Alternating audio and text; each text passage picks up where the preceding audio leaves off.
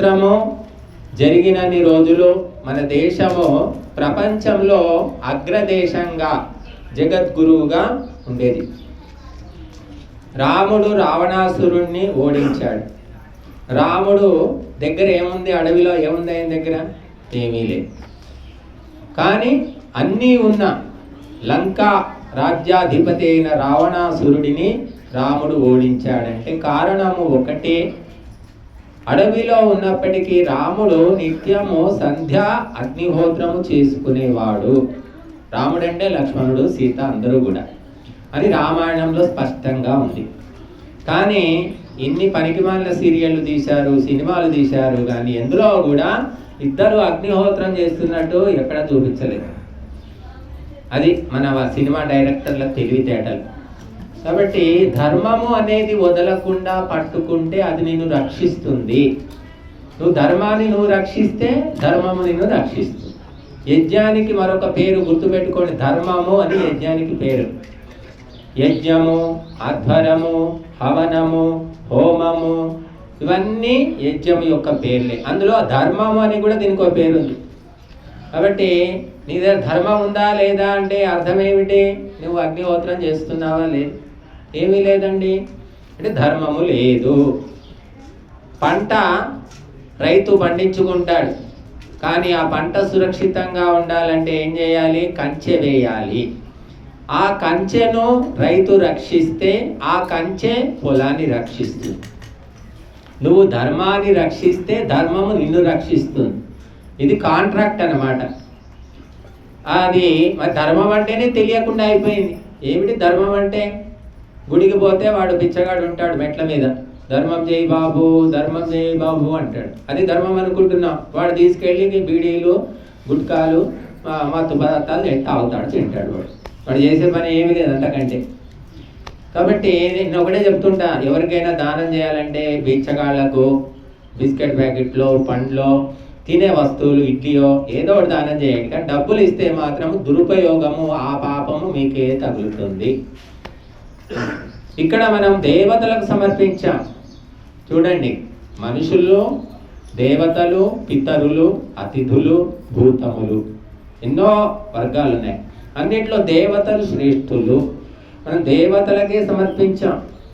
తల్లిదండ్రులు పిల్లలకు తినిపిస్తారు, సంపాదించిస్తారు, కానీ పిల్లలు తల్లిదండ్రులకు తినిపించడం చూశారా? పిల్లలు తల్లిదండ్రులకు సంపాదించి ఇవ్వడం చూశారా? ఎక్కడో అరుదుగా జరుగుతుంది. 20 ఏళ్ల కొడుకు, 25 ఏళ్ల కొడుకుకు తల్లి తినిపిస్తూ ఉంది, నేను చూశాను చాలాసార్లు. కానీ 80 ఏళ్ల తల్లికి ఏ కొడుకు తినిపించాడు? ఎక్కడ తినిపిస్తున్నాడు? ఉన్నారు ఎక్కడో పుణ్యాత్ములు, తక్కువ. కాబట్టి ఇక్కడ దేవతలు మనకు తినిపించడం కాదు, మనమే దేవతలకు తినిపిస్తున్నాం. ఏం చేస్తారు దేవతలు? మనం తినిపిస్తే, మనం తినిపించకుంటే వాళ్ళు ఆకలితో మాడిపోతారా? దేవతలకు ఇవ్వడం అనేది శ్రద్ధ, భక్తి, నిష్ఠ యొక్క నిదర్శనం. మనం ఇచ్చిన దానికోసము ఎదురు చూసుకుంటూ లేరు దేవతలు. కానీ ఇవ్వడం ద్వారా మన యొక్క శ్రద్ధాశక్తులు ప్రకటితం అవుతున్నాయి. ముఖ్యమంత్రి మీ దగ్గరికి వస్తాడు, ఏం చేస్తారు మీరు? ఏదో అన్నము, పప్పు, కూర ఏదో ఉన్నతలో చేసి పెడతారు. అంటే ఈ అన్నం, పప్పు, కూర కోసం వచ్చాడా చెప్పండి. ఇట్లా దేవతలు మన ద్రవ్యాలకు ఆశపడడం లేదు, కానీ సమర్పించడం ద్వారా మనం దేవతల యొక్క హృదయాన్ని గెలుచుకుంటున్నాం. మన శ్రద్ధాశక్తులను చూపించుకుంటున్నాం. దానితో తృప్తి పొంది దేవతలు ఏం చేస్తారంటే మళ్ళీ పంపించిన ఆహుతులన్నీ కూడా వడ్డీతో సహా మళ్ళీ వాపస్ మనకే ఇస్తారు, ఇంకా శక్తివంతంగా. దేవతల యొక్క ఆశీర్వాదాలతో కూడినటువంటి ఆహుతులు మళ్ళీ మనకు ప్రాప్తిస్తాయి. అంత శక్తివంతంగా ఉంటాయి. కాబట్టి దేవతలకు ఇవ్వకుండా ఎవడు తింటాడో వాడు ఏమవుతాడు అంటే మనిషిగా కూడా మిగలడండి, రాక్షసుడు అవుతాడని చెప్తుంది శాస్త్రం. దేవతలకు సమర్పించు, మొట్టమొదలు అగ్నిలో సమర్పించి తిను. నీ ఆ తిన్నది అమృతం అవుతుంది, లేకుంటే విషం అవుతుంది. నువ్వు అగ్నికి సమర్పించి తింటే అది భోగం అవుతుంది, లేకపోతే రోగం అవుతుంది. కాబట్టి ఇది మన సంప్రదాయం. ఇక్కడ పద్మ వాళ్ళ అమ్ముంది, వినయ్ నవీన్ వాళ్ళ అమ్ముంది. వాళ్ళని అడగండి, 50 ఏళ్ల కింద వాళ్ళు వంటలు చేశారు, కట్టెల పొయ్యి మీద చేశారు కదమ్మా.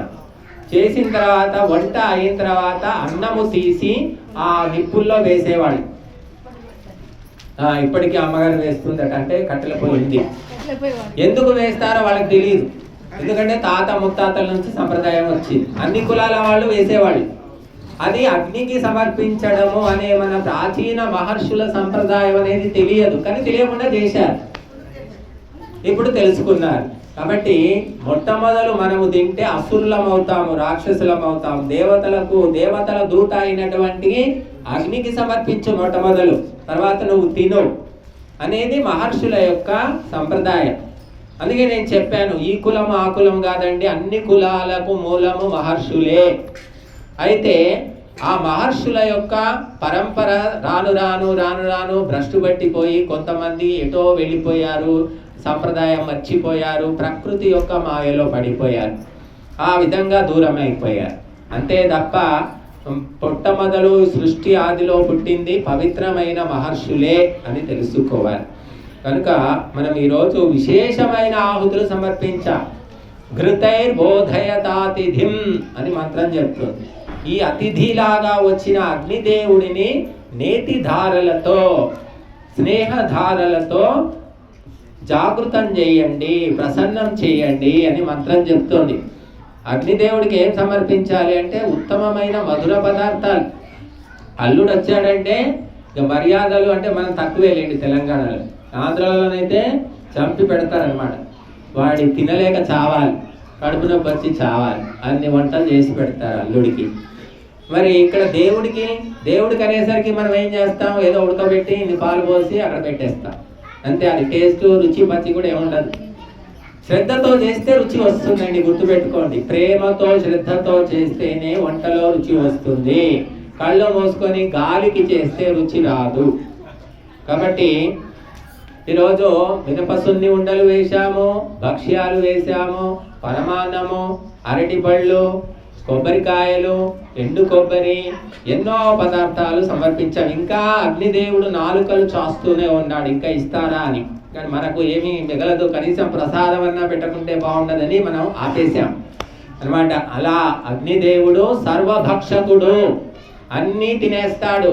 చివరికి మన శరీరాలను కూడా భస్మం చేస్తాడు. ఆ చివరికి బ్రహ్మాండాన్ని కూడా బూడిద చేస్తాడు. దాన్నే ప్రళయం అంటారు. కాబట్టి అటువంటి అగ్నిదేవత యొక్క గొప్పతనాన్ని గుర్తించినటువంటి మహర్షులు ఒక పరంపర ఏర్పాటు చేశారు. ఆ పరంపర నడిచినన్ని రోజులు ప్రపంచాన్ని శాసించాం మనం. ఈనాడు మన మాట ఇంట్లో చెల్లడం లేదు, వీధిలో చెల్లడం లేదు, ఎవరి మాట చెల్లడం లేదు. మరి నా మాటే శాసనం అన్నట్టుగా మన పూర్వీకులు మాట కోసం బతికారు. ఈనాడు డబ్బు కోసము మాట కాదు, బంధము కాదు, ప్రేమ కాదు, అన్నిటినీ కుదువ పెట్టడానికి సిద్ధంగా ఉన్నారు. కనుక అగ్నితత్వము చాలా విశేషమైనటువంటిది. మేము పుస్తకం ప్రింట్ చేశాము. ఇందులో అగ్నిలో 41 దివ్య గుణాలు ఉన్నాయి అని నేను రాశాను. 41 దివ్య గుణాలు. ఎవరైతే అగ్నిహోత్రం చేస్తారో దివ్య గుణాలు మనలో కూడా జాగృతం అవుతాయి. ఈనాడు కనీసము ప్రపంచానికి మేలు చేయడం పక్కన పెట్టండి, దేశానికి మేలు చేయడం పక్కన పెట్టండి, మన ఊరుకు మేలు చేయడం పక్కన పెట్టండి, తన కుటుంబానికి, తన తల్లిదండ్రులకు కూడా అన్నం పెట్టే దిక్కు లేకుండా అయిపోయింది. తన పిల్లల్ని కూడా చూసుకునే వాళ్ళు కనిపించట్లేదు, తన పిల్లలతో ప్రేమగా ఉండేవాళ్ళు కనిపించట్లేదు, దుర్వ్యసనాల్లో మునిగిపోతున్నారు. సాయంత్రం అయిందంటే మగవాళ్ళంతా కూడా దుర్వ్యసనాలు. పిల్లవాడికి తండ్రి ప్రేమ తెలియదు, జాబ్ చేయడం, ఎక్కడో పోతాడు తాగుతాడు, లేకుంటే పేకాట ఉంది పేకాట, లేకపోతే ఇంకెక్కడో తిరుగుతున్నారు మగవాళ్ళు. ఆడవాళ్ళు మింగలేక కక్కలేక గట్టిగా మాట్లాడితే కాపురం చెడిపోతుందేమో, ఎందుకు వచ్చింది అని ఇక నా కర్మ ఇంతే అని నోరు మూసుకొని పడి ఉంటున్నారు. కాబట్టి దీనికి కారణం ఒక్కటే, ధర్మ కార్యాలు చేయకపోవడము, సత్సంగం చేయకపోవడం. సత్సంగం చేయండి, ఏమి చెప్పాల్సిన పని, మార్పు తప్పకుండా కుటుంబంలో వస్తుంది. భార్య బుద్ధిమంతురాలైతే సత్సంగం చేస్తుంది, అంతే. నువ్వేమి చేయాల్సిన పని లేదు, మందు పెట్టాల్సిన పని లేదు, మంత్రం వేయాల్సిన పని లేదు.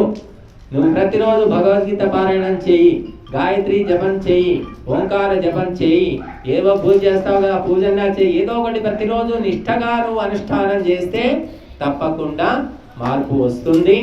అది మహిళలు మానేశారు. మహిళల పని ఏమిటంటే సీరియళ్ళు చూడడం, ఏడవడం.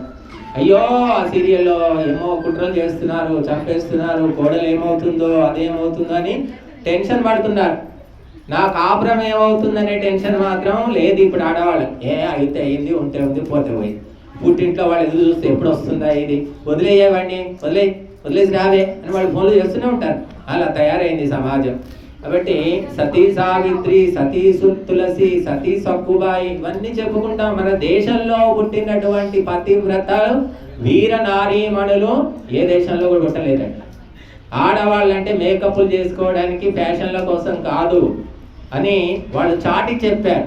ధైర్యంలో, సాహసంలో, సత్వగుణంలో, అలాగే దానములో, సేవలో మహిళామణులు మరి పుట్టింటికి అత్తింటికి గౌరవాన్ని తీసుకొచ్చారు. ఝాన్సీ లక్ష్మీబాయి సినిమాలు తీశారు, సీరియల్ తీశారు. భర్త చచ్చిపోతే ఏడ్చుకుంటూ కూర్చోలేదాన్ని. దేశాన్ని పరిపాలించింది. తన చిన్న బాబును వీపుకు కట్టుకొని గుర్రం పైన యుద్ధానికి వెళ్ళింది. అది భారత మహిళల యొక్క శక్తి. అంతేగాని ప్రతి చిన్నదానికి ఏడ్చుకుంటూ కూర్చోవడం ఈ మధ్య చూస్తున్నాం మనం. ఏమీ చేయట్లేదు. దైవ కర్మలు చేయండి, ధర్మకార్యాలు చేయండి, సామాజిక సేవ చేయండి, జపం చేయండి. తప్పకుండా కుటుంబంలో, జీవితంలో, మనసులో మార్పు వస్తుంది. చెత్త సీరియల్ చూస్తే మాత్రం ఒరిగేదేమీ లేదు. కనుక మరి ఇక్కడ పద్మమ్మ అటు జాబ్ చేస్తుంది. ఉద్యోగం, టీచర్ జాబ్ అంటే మామూలు జాబ్ కాదండి. ఏదో పోయి హోటల్లో రిసెప్షనిస్ట్ కాదు, లేకపోతే సూపర్ మార్కెట్లో కూర్చొని బిల్లులు రాయడం కాదు. టీచర్ జాబ్ అంటేనే అష్టావధానం. ఇక్కడ 2 పిల్లలు కాదు, అక్కడ 60 మంది పిల్లలు. ఒక్కొక్క క్లాసులో 60 రకాలు. 6 క్లాసులకు 6 360 మంది పిల్లలను అర్థం చేసుకొని పాఠాలు చెప్పాలి. మళ్ళీ ఇల్లు చూసుకోవాలి. మళ్ళీ పక్క ఇదొకటి ఉంది, అగ్నిహోత్రం చేసుకోవడం, సంధ్య చేసుకోవడం, ఇలా సామాజిక కార్యక్రమాలు, కుటుంబంలో పెండ్లిళ్ళు, పేరెంటాలు పోవాలి. ఎన్ని పనులు చేయాలి. అందుకే మహిళ అనేది ఆదిశక్తి, పరాశక్తి అని చెప్పారు. మగవాళ్ళు ఒకసారి ఒక పనే చేస్తారు, ఆడవాళ్ళు ఒక్కసారి 2 కాదు 4 పనులు చేస్తారు.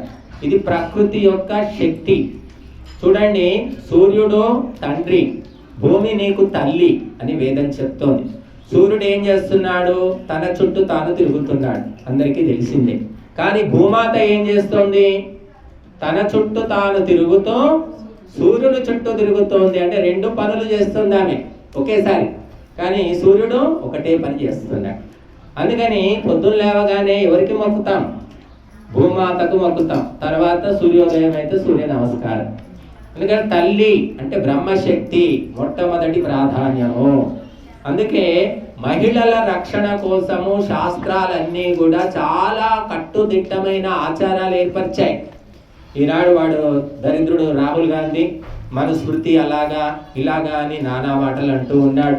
ఆడవాళ్ళు విచ్చలవిడిగా తిరగండి, ఎవ్వరూ మీకు తోడు అవసరం లేదు, మగవాళ్ళ తోడే అవసరం లేదు, ఎక్కడైనా స్వేచ్ఛగా తిరగండి అని వాడు చెప్తున్నాడు దరిద్రుడు. ఎందుకు చెప్తున్నాడు అంటే ఈ దేశం నాశనం కావాలి అనేటటువంటి దురుద్దేశాలు చాలా మంది నాయకులకు ఉన్నాయి. వారి వెనక విదేశీ దుష్ట శక్తులు ఉన్నాయి. ఆడవాళ్లకు సెంటిమెంట్ ఉండొద్దు, నా ఇల్లు, నా వాకిలి, నా వాళ్ళు అనే సెంటిమెంట్లు లేకుండా పోతే ఈ సంసారమే ప్రళయమైపోతుంది. కాబట్టి ఆ సెంటిమెంట్లు తీసేయండి అంటున్నాడు రాహుల్ గాంధీ. కాబట్టి మన శాస్త్రాలు చెప్తూ ఉన్నాయి, మహిళ పవిత్రంగా ఉన్నంత వరకు, మహిళ నీతిగా ఉన్నంత వరకే ఈ సమాజంలో నీతులు నియమాలన్నీ చెల్లుతాయి. ఆమె కానీ భద్రకాళి మహాకాళి అయ్యిందంటే ఎవ్వరు కూడా ఆపలేరు. కాబట్టి మరి మహిళా శక్తిని మన మహర్షులు ఎంతో గౌరవించి, అందుకోసమే మనము యజ్ఞము లోపల యజ్ఞం చేస్తున్నాం. యజ్ఞశాలలో మొట్టమొదలు ఎవరు అడుగు పెట్టాలి? భర్తనా భార్యనా? అంటే భార్య మొట్టమొదలు అడుగు పెట్టాలని చెప్తుంది శాస్త్రం. గృహప్రవేశం అయినప్పుడు మొట్టమొదలు ఇంట్లోకి ఎవరు అడుగు పెట్టాలి? ఇల్లు కట్టింది ఎవరు? డబ్బులు ఇచ్చింది ఎవరు? కష్టపడ్డది ఎవరు? భర్త అడుగు పెట్టాలా? కాలు మొదలు ఎవరు పెట్టాలి? భార్య అని శాస్త్రాలు చెప్తున్నాయి, మనం చెప్పడం కాదు. కనుక ఈ రకంగా మహిళకు ఎంతో గౌరవం ఇచ్చింది శాస్త్రము. దాన్ని నిలుపుకోవాలి కూడా మహిళలు. చిల్లర వేషాలు, లేకి వేషాలు వేసే మహిళలు కూడా చాలా మంది అయిపోయారు. మహిళల బ్రతుకంతా మేకప్లు చేసుకోవడానికి కాదు, ఇంటిని తీర్చిదిద్దడానికి, భర్తను కూడా ధైర్యవంతునిగా, వీరునిగా, ధర్మవీరునిగా తయారు చేసే శక్తి మహిళకుంది. మీరు చరిత్ర తిరిగేయండి, అసలు ఆ కథలు చెప్తే మనకు ఆశ్చర్యం వేస్తుంది. నిజంగా అటువంటి దేశంలో మనం పుట్టాం. భర్త చనిపోయినా పర్వాలేదు కానీ యుద్ధంలో వెనుతిరిగి రాకూడదు అని వీరనారి కోరుకునేది, భారత నారి. ఎందుకే యుద్ధం నుంచి వచ్చావు, పో అక్కడే పోయి చచ్చిపో, నేను విధవనైనా అవుతా కానీ నా భర్త మాత్రము యుద్ధం నుంచి పారిపోయాడంటే నేను తట్టుకోలేను అని తల్లి ఆ తర్వాత భార్య ఇద్దరు కూడా తిట్టి వెళ్ళగొట్టారు. ఆ కథ తెలుసా? ఖడ్గ తిక్కన. ఇందులో నెట్లో చూసి కొట్టండి, ఖడ్గ తిక్కన అని కొట్టండి. ఆయన భార్య, ఆయన తల్లి యుద్ధం నుంచి పారిపోయి వస్తే ఆయనను నానా మాటలని, పో చచ్చిపో అక్కడే, నువ్వు వెనుదిరిగి వచ్చావంటే మాకు చాలా అవమానము, విధవగానైనా బతుకుతాం తప్ప ఇట్లాగా పారిపోయి దాక్కుంటే మేము బతకమన్నారు. అటువంటి మహిళలు పుట్టిన దేశంలో ఈనాడు మహిళామణులు కర్తవ్యాలు మర్చిపోతున్నారు. షాపింగులు, బ్యూటీ పార్లర్లు, ఫ్యాషన్లు, ఇదే నా మహిళ జీవితం అంటే ఏమీ అవసరం లేదా స్వామీజీ అంటే అవి ఎంత అవసరమో అంతవరకే, కానీ అదే జీవితం అనుకోకండి అని చెప్తున్నాం. కాబట్టి మరి ఒక మహిళా శక్తి అనేది ఏ ప్రభుత్వం కానీ ఎవ్వరు కూడా ఊహించలేరు. ఆమె తలుచుకుంటే మరి ఎన్నో గొప్ప కార్యాలు చేయగలుగుతుంది. స్త్రీలకు మానసిక శక్తి ఎక్కువ, పురుషులకేమో శారీరక శక్తి ఎక్కువ. చూడండి, టెన్షన్లతో చాలా మంది మగవాళ్ళు ఈ మధ్య ఆత్మహత్యలు చేసుకుంటున్నారు. ఆడవాళ్ళు టెన్షన్లతో ఎప్పుడూ చచ్చిపోరండి. అంటే ఆడవాళ్ళే టెన్షన్ పెడతారండి, వాళ్ళు ఎందుకు చేస్తారండి అని కొందరు అంటారు. ఆడవాళ్ళు టెన్షన్ పెట్టడం కాదు, ఆడవాళ్ళను రోజు కాచుకు తినే భర్తలు ఉన్నప్పటికీ కూడా ఓపికతోటి, సహనంతో అవన్నీ నెట్టుకుంటూ వచ్చే మహిళలను ఎంతో మందిని చూసాం. ఎందుకంటే మానసిక శక్తి ఎక్కువ, పురుషులకు అది లేదు కాబట్టి తట్టుకోలేకపోతూ ఉంటారు. కాబట్టి మహిళ యొక్క మానసిక శక్తిని మహిళ వినియోగించుకోవాలి. భర్తను కానీ పిల్లల్ని కానీ తీర్చిదిద్దుకుంటే ఆమెకు ఇల్లే స్వర్గము. ఆ రెండు పక్కన పెట్టేసి దేశాన్ని ఉద్ధరిస్తానంటే ఇల్లే నరకమైపోతుంది. కాబట్టి మరి ఒక మహిళగా పద్మ గారు, అలాగే నవీన్ కూడా టీచర్, ఇద్దరు టీచర్లే కాబట్టి ఒకరి బాధలు ఒకరికి తెలుసు. మరి ఉపాధ్యాయ వృత్తి చాలా పవిత్రమైనటువంటిది. ఈనాటికి కూడా ఎంతో కొంత విలువలు ఉన్నాయి అంటే ఉపాధ్యాయుల దగ్గరే ఉన్నాయి. కొంతమంది భ్రష్టు పట్టారనుకోండి. బట్టి మేము ఇది కూడా ఒక పాఠశాలే, మేమైతే అలాగే భావిస్తాం. అందుకే క్లాసులో పిల్లలు మాట్లాడకండి, ఆ పిల్లలే మాట్లాడక బయటికి పో అని మాస్టర్ అంటాడు. మాకు కూడా అంతే, ఇది ఒక క్లాస్ అన్నమాట. అందుకే మాట్లాడము, ముచ్చట్లు చెప్పడం మాకు నచ్చదు. మేము చెప్పి ప్రజల లోపల ఒక చైతన్యము, ఒక ప్రేరణ తీసుకురావాలి. ఏదో టైంపాస్కు చేయడం లేదు మనం ఈ కార్యక్రమం.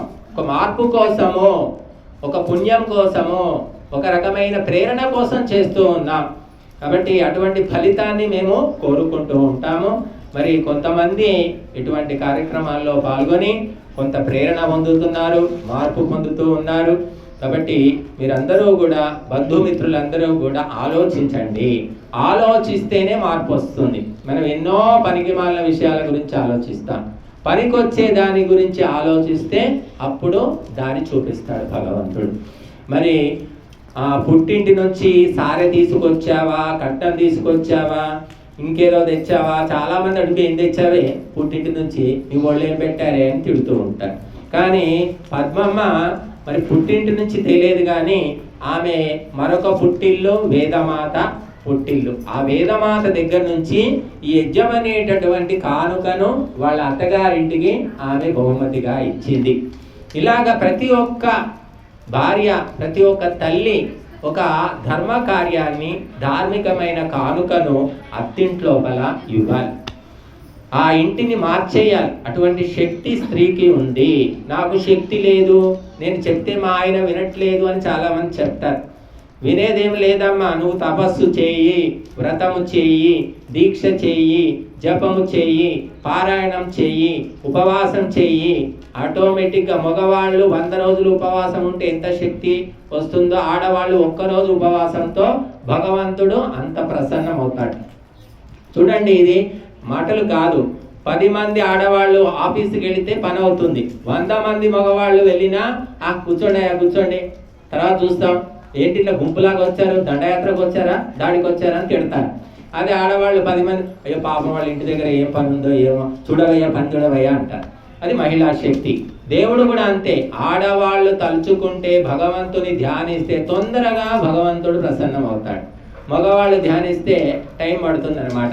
కాబట్టి మీరందరూ కూడా మహిళామణులు, చదువుకున్న వాళ్ళు, సంస్కారం ఉన్నవాళ్ళు ఆలోచించి ధార్మిక కార్యక్రమాలను, సత్సంగాలను మనం చేయడము, చేయించడము లేదా పాల్గొనడం, ఇది తప్పనిసరిగా ఇంట్లో చేయండి. ప్రతి ఇంట్లో కూడా నేను చూస్తూ ఉంటా, మహిళలకు ఒక లక్షణం ఉంటుంది. ఎవరైనా ఇంటికి వెళ్ళారనుకోండి, అబ్బా ఈ ఇంట్లో సోఫా సెట్ డిజైన్ బాగుంది, ఎక్కడ కొన్నారు అని తెలుసుకొని ఆ సోఫా సెట్ తమ ఇంట్లో కూడా ఉండడానికి ప్రయత్నం చేస్తారు కదా. చీర బాగుంది, చీర ఎక్కడ తీసుకున్నాం, ఆ చీర షాపు కనుక్కొని తెచ్చుకుంటారు. మరి యజ్ఞం బాగాలేదా, యజ్ఞం ఇది చూస్తున్నారు కదా 5 ఏళ్ళ 6 ఏళ్ళ నుంచి, ఇది బాగాలేదు, బాగుందని అంటారు, ఎవరు బాగాలేదు అన్నారు. కానీ మీ ఇంటి దాకా ఎందుకు తీసుకొని పోవట్లేదు? ఏమిటి అడ్డం వస్తుంది? ఎన్ని లక్షలు ఖర్చు అయ్యాయా, 1000 ఖర్చు అయ్యాయా? కాబట్టి మనం ఆలోచించడం చూస్తున్నాం, ఆహా ఓహో అంటున్నాం, కానీ మనం కూడా చేయగలుగుతాము. మనకు కూడా చేతులు ఇచ్చాడు, కాళ్ళు ఇచ్చాడు, మనకు ఒక ఇల్లు ఉంది అని ఆలోచించడం లేదు. కాబట్టి a thing of beauty Joy for ever. ఒక మంచి వస్తువు అందరికీ మంచినే చేస్తుంది, అందరికీ సంతోషం కలిగిస్తుంది. కాబట్టి ఈ అగ్నిహోత్రము ప్రతి ఒక్కరికి, సమస్త జీవులన్నమాట, చీమ నుంచి ఏనుగు దాకా, చేప నుండి తిమింగలం దాకా ప్రతి ప్రాణికి మంచే చేస్తుందని శాస్త్రాలు చెబుతున్నాయి. ఇంతకంటే గొప్ప పని లేదు. కాబట్టి మీరందరూ కూడా సంవత్సరంలో ఒకసారైనా కనీసం, ఇంకా మన పద్మ అయితే సెలవు ఉన్నప్పుడు వీలున్నప్పుడల్లా నిత్యాగ్నిహోత్రం పౌర్ణమాసికి, అమావాస్యకు, ఇంకెప్పుడైనా పండుగలప్పుడు కుదిరినప్పుడు చేస్తూ ఉంది ఆమె. ఎందుకంటే ఆమెకున్న బాధ్యతలను బట్టి. కాబట్టి మరి ఉద్యోగం లేని వాళ్ళు, కేవలం ఇంట్లోనే ఉండే మహిళలు అయితే రోజు చేసుకోవచ్చు. అసలు దానివల్ల ఎటువంటి మార్పు వస్తుంది అనేది చేస్తే తెలుస్తుంది, చేయకుండా తెలియదు. కాబట్టి మరి అగ్నిహోత్రము, ఈ అగ్ని తప్పకుండా మీ మనసుకు అంటుకొని మీ జీవితాన్ని వెలిగించాలని కోరుకుంటున్నాము. తర్వాత మరి ఒక 10 నిమిషాలు మరి ఇప్పుడు